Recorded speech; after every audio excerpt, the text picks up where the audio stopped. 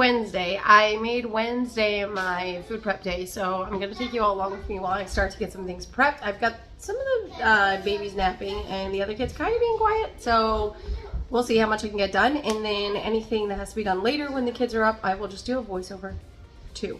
We do have to do some schoolwork today, but I'm just getting started with the basics. Got my parchment paper and a pan, and I'm gonna start out with yogurt bark so I can get that frozen a while, and I have to cut up some berries for that. I've got strawberries and blackberries here. I'm going to go ahead and get them washed and soaking in a little bit of vinegar to get any pesticides off and any dirt.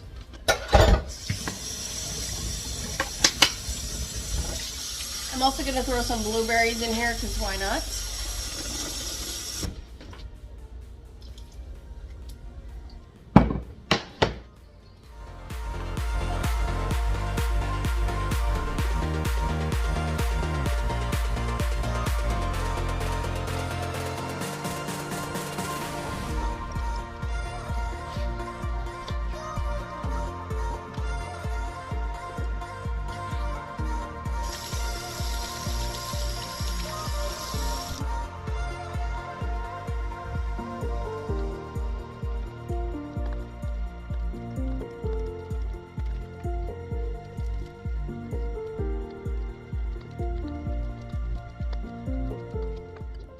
Okay, so I've got the berries cut up. I cut the blackberries in half and the strawberries into little slices.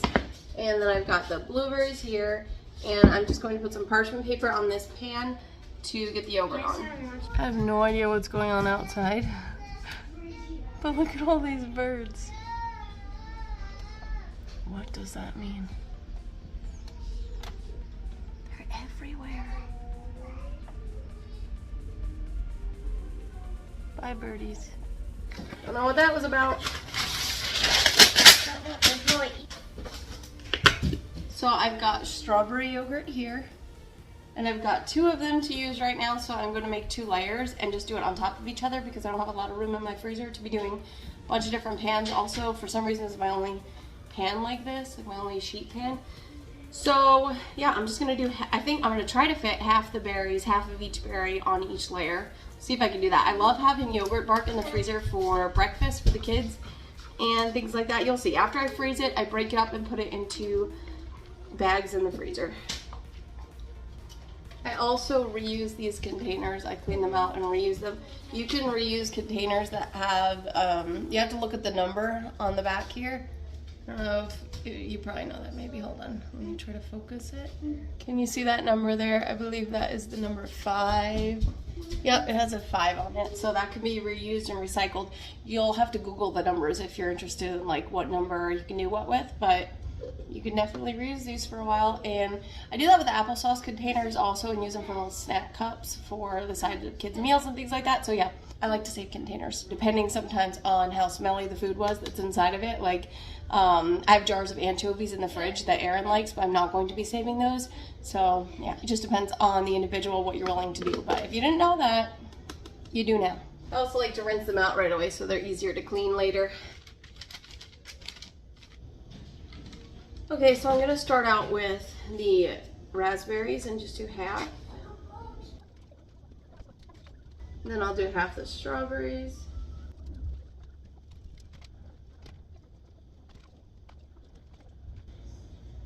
Now I'll do half the blueberries.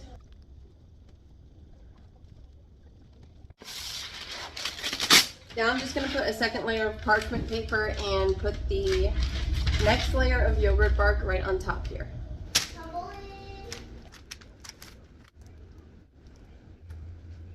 The yogurt bark is ready to go in the freezer. I'm going to go ahead and freeze this.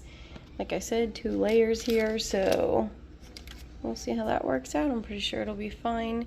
And I just love making yogurt bark. It is such a fun way to use up berries because we had some that we needed to use up. So let me get that in the freezer, and then I will show you guys what it looks like when it's done.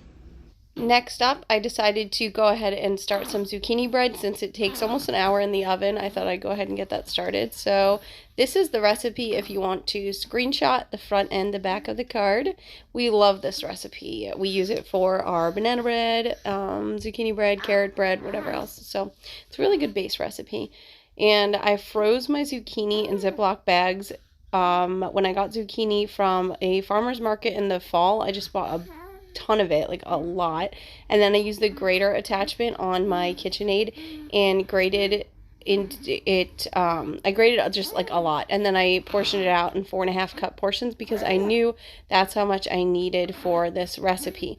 Now, the original recipe, which we've used for years, I've used it since I was a wee child, a wee lass, and the original recipe is less than this amount, so it would only make 2 loaf pans.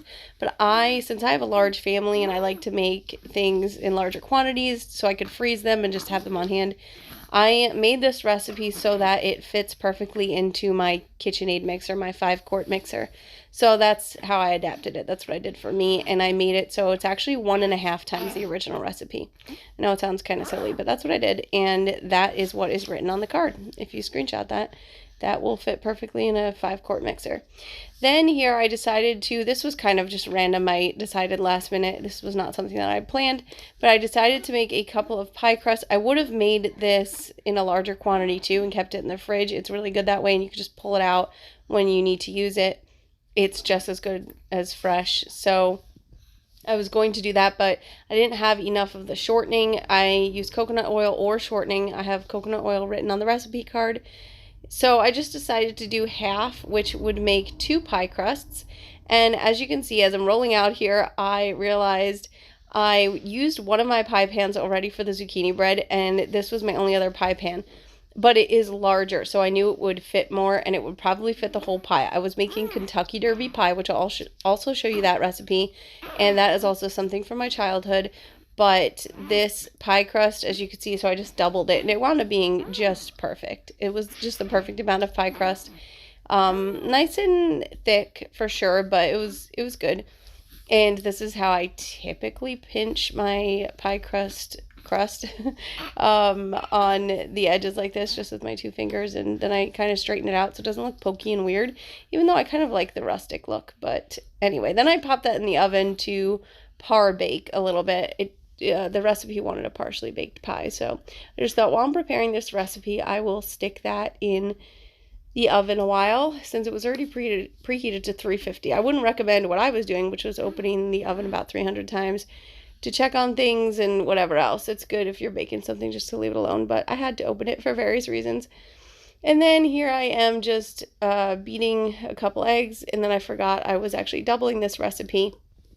So I got a couple more eggs, and yeah, it was actually, normally it isn't that hard for me to remember if I'm like doubling something or having it, but for some reason on this day it was very difficult. So I think I got everything correct though, because the pie turned out really quite delicious.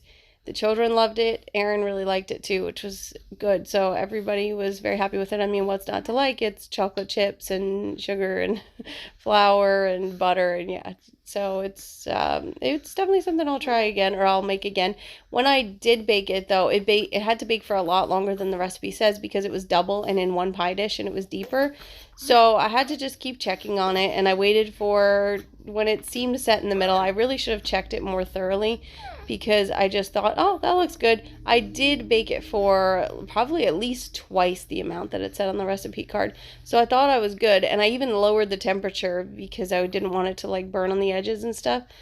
But it wound up being a little not quite set in the middle. And that was totally fine too, because it still tasted good. It just, next time I'll know, just bake it longer. I don't really have a set time that I put it in the oven for anyway. I just kept checking on it. But next time I'll check it a little more thoroughly. But like I said, still turned out good. And then I was just cleaning up a little bit. I had lots of dishes to do. That jar was where I kept my sugar. So I just cleaned that out. That sticker that was on it, I thought it was one of those that washed off, because I thought I had bought those a long time ago, and turns out it didn't wash off.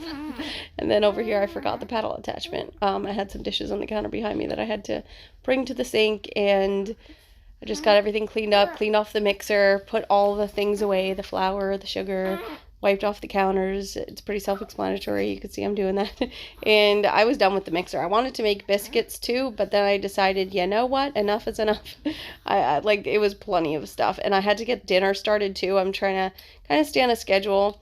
Oh, as you can see there, I moved the pie from the bottom shelf to the top shelf because I wanted the crust to not cook too fast and kind of everything to just bake evenly. So, oh, and this, I didn't show the process of making it because I'd made it a day or two before, but I had to get it processed and in the freezer and, you know, in individual portions or like individual servings. So what it is it's ground chicken, and I just added a bunch of things to it. I was going to make meatballs, but the ground chicken mixture wound up being a little loose, and I just thought, you know what, it's going to take up more pans and everything else to make meatballs, so I just made it in one big pan and just cut it up like that. And you know what, these were really, really good. They were delicious. Unfortunately, I can't share the recipe because I did just throw a bunch of things together. Basically, it was ground chicken, a lot of zucchini, eggs, and I don't know what else. I had some kind of, I think, pineapple ginger mixture and something else, I don't know, but it was, trust me, it was really good. And then I just did some ketchup and Truvia brown sugar for a little topping. So these ones are more like meatloaf, the equivalent of meatloaf. And then I put the rest in little portions in small Ziploc bags just to stick in the freezer because I was running out of ideas of things to do with them, and I was also running out of those individual dinner dishes, which, you know, is fine. I think this is gonna be so convenient when I need something like I can put it on top of pasta, you know, spaghetti, whatever. And Aaron would like these too. They're mostly for me, but yeah, Aaron would definitely like them. He's for sure more of like a beef guy, but he definitely likes chicken too. He just loves meat. So yeah, it's really, really, really nice when I can get that stuff done, and that's like a whole lot of chicken. I got it on a really good sale though, so I was really happy about that. And then here I had made some chicken in the crock pot with a liner in it, and I just put the whole liner in the bowl, which was actually really nice for cleanup. But yeah, when it finally got done, we were actually out that night and it was getting really late by the time I got home.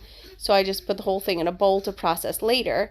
And as you can see, I changed my mind here. I was going to portion out into 2 pans, but I decided on just the one because it'll make a nice meal for us, and then we could have some leftovers for lunches and whatnot. That's what I usually like to do, make a little extra for that, for those purposes.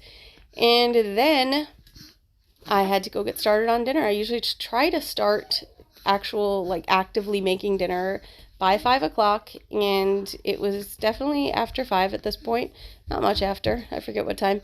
And so here I got the water going for spaghetti, and I decided to go ahead and make 2 pounds of spaghetti. I was salting the water and steaming, or well, I guess boiling some broccoli there, and my family really likes it that way. And then I used a whole stick of butter because I just thought everybody would like the butter and garlic in their shrimp, and I thought that a whole stick would be good for some reason. I don't know. And then I cooked up the shrimp here. The shrimp is already cooked, and I've watched enough Cutthroat Kitchen to know that you can easily overcook shrimp, so I did not cook it for very long. I am not a shrimp girl, so I did not eat this, and but I knew that everyone else would love it. It was definitely a favorite dish of probably the whole year. The kids absolutely loved it. They came back for seconds and thirds and kept asking for more until I finally said, well, we gotta leave some for Dad, because Aaron had been on the phone, so he wasn't able to eat dinner at the same time they were. And so yeah, anyway, that was definitely eaten up pretty fast. So then I got the yogurt bark out, and this bag here that I am putting it into was actually recycled. I had used it for the last batch of yogurt bark. I was hoping I could fit both layers inside this bag, but that was a pipe dream because it definitely got really full from the first layer. So that was from my last batch, which was vanilla yogurt and chocolate chips. And so I just left the bag inside the freezer rather than trying to wash it out and dry it and everything. If you leave it inside the freezer, it doesn't get weird or yuck or anything like that, because it's almost like just you're leaving it in the freezer, which is exactly what I did. Anyway, and then I needed a container for the rest of this yogurt bark, as you can see. And I actually, it's so much yogurt bark. The kids had some for breakfast this morning. If you've been watching my breakfast videos, I do shorts here on YouTube for just what I'm giving the kids for breakfast, hopefully give people ideas and things like that. And I actually really enjoy making them. And so I like to have things like this for the breakfasts, which, you know, if I made videos or not, I would be feeding the kids either way. So it's also good for lunches though, and like just a snack for the kids. They get about 3 snacks throughout the day. So I love to have things like that on hand. And this was all the food once it was all said and done. I made a lot of things this day. I was pretty tired by the end of the day, but anyway, it was a good day, fulfilling, got a lot done. And that's it for the video. So thank you guys so much for watching. I hope you stick around. I'll see you guys in the next one. Bye.